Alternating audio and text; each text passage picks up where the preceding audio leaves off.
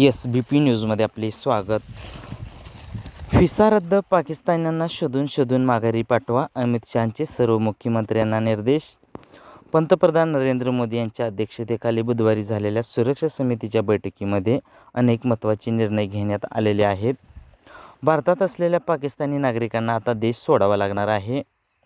जम्मू काश्मीरच्या पहलगाम येथे 22 एप्रिल रोजी झालेल्या दहशतवादी हल्ल्यानंतर केंद्रीय गृह मंत्रालयाने मोठा निर्णय घेतला आहे.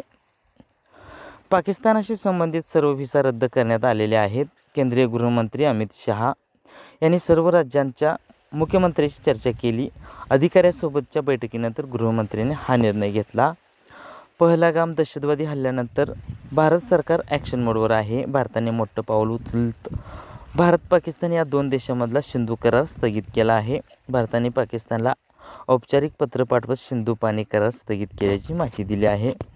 पंतप्रधान नरेंद्र मोदी यांच्या अध्यक्षतेखाली बुधवारी झालेल्या सुरक्षा समितीच्या बैठकीमध्ये अनेक महत्त्वाचे निर्णय घेण्यात आलेले आहेत.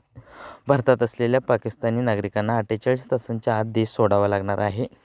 जे लोक भारतातून परत जाणार नाहीत त्यांना पकडून पाकिस्तानात पाठवलं जाणार आहे.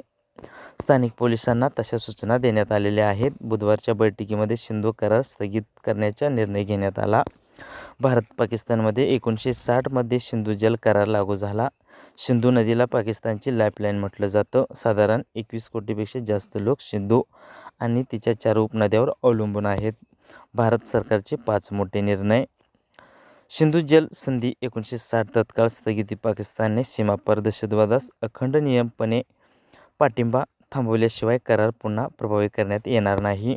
अटारी वाघा एकत्रित तपासणी चौकी बंद. पाकिस्तानमध्ये वैध व्हिसावर गेलेले प्रवासी 1 मेपूर्वी या मार्गे परतू शकतील. सार्क व्हिसा सवलत योजना रद्द. पाकिस्तानी नागरिकांना या योजनेअंतर्गत भारतात येण्यास मनाई. या अंतर्गत पूर्वी दिलेले सर्व व्हिसा रद्द समजले जाते. सध्या अशा व्हिसावर भारतात असलेल्यांना 48 तासात देश सोडावा लागणार आहे. सैन्य सल्लागार अवाचित पर्सोना नॉन ग्रेटा व्यक्ती जाहीर. नवी दिल्लीतील पाकिस्तानी उच्चायोगातील लष्कर, नौदल व वायुदल सल्लागारांना 1 आठवड्यात भारत सोडण्याचे आदेश. इस्लामाबादातील भारतीय सल्लागारांना देखील परत बोलावले जाईल. सहाय्यक कर्मचाऱ्यांनाही दोन्ही उच्चायोगातून परत घेतले जाईल. उच्चायोगातील कर्मचारी संख्या कपात सद्य 55 वरून 30 पर्यंत मर्यादित 1 मेपासून अंमलात येईल.